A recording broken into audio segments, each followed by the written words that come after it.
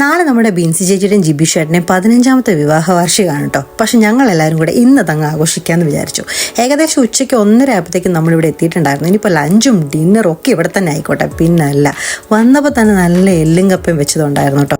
കുറച്ച് പേരും കൂടെ വരാനുണ്ടായിരുന്നുകൊണ്ട് നാളത്തെ പള്ളിയിലെ കുർബാനയ്ക്ക് വേണ്ടിയിട്ടുള്ള കൊയർ പ്രാക്ടീസ് അങ്ങ് ആരംഭിച്ചു.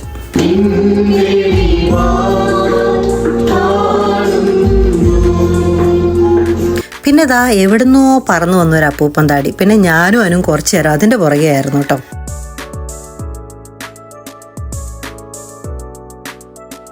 അങ്ങനെ ദാ എല്ലാവരും വന്നു. നമ്മളങ്ങനെ കേക്കും കാര്യങ്ങളൊക്കെ സെറ്റ് ചെയ്ത് വെച്ചു.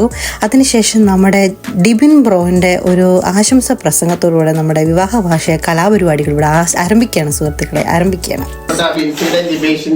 വെഡിങ് ആനിവേഴ്സറി ആണ് നാളെ. അപ്പൊ നമ്മൾ വെഡിങ് ആനിവേഴ്സറി നമ്മൾ ഒരു ദിവസം മുന്നേ അങ്ങോട്ട് ആഘോഷിക്കുകയാണ്. അപ്പൊ ആദ്യമായിട്ട് അവർക്കുടെ ഒരു സന്തോഷത്തിനും നമ്മുടെ ഒരു മനസുഖത്തിനും വേണ്ടിയിട്ട് നമ്മുടെ ബെവിൻ ഇപ്പൊ ഒരു ക്ലിപ്പ് പ്ലേ ചെയ്യും. അതൊന്ന് ചെറുതായിട്ടൊന്നും അങ്ങോട്ട് അഭിനയിച്ച് കാണിക്കുക. ഓക്കെ, അതൊന്ന് റീക്രിയേറ്റ് ചെയ്യുക. ഞങ്ങളൊന്ന് കാണട്ടെ. ഞാൻ എന്ത് വേണേലും ചെയ്യാം, പോകരുത്. അങ്ങനെ അഭിനയ സിംഹങ്ങളുടെ അടിപൊളി ഡബ് സ്മാഷ് ഒക്കെ കഴിഞ്ഞതിന് ശേഷം അടുത്ത പരിപാടി എന്ന് പറയുന്നത് ട്രഷർ ഹണ്ട് ആയിരുന്നു കേട്ടോ.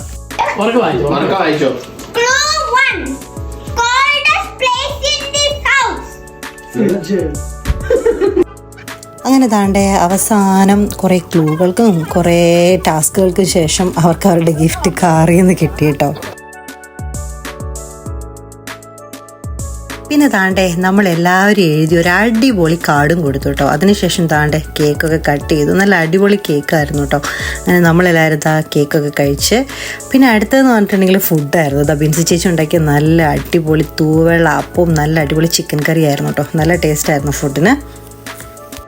താണ്ടെ പിന്നെ എന്നത്തെയും പോലെ തന്നെ എല്ലാവരും കൂടെ കൂടിയിരുന്ന് ഒരുപാട് വർത്താനമൊക്കെ പറഞ്ഞു കേട്ടോ. അപ്പോഴത്തേക്ക് നമ്മുടെ കുഞ്ഞാർക്കൻ ചെറിയ കരച്ചിലൊക്കെ തുടങ്ങിയിട്ടുണ്ടായിരുന്നു. അപ്പോഴത്തേക്ക് നമ്മൾ വീട്ടിലേക്ക് തിരിച്ചു പോന്നു. അപ്പോൾ ഇന്നത്തേക്ക് ഇത്രയേ ഉള്ളൂ. ബായ്.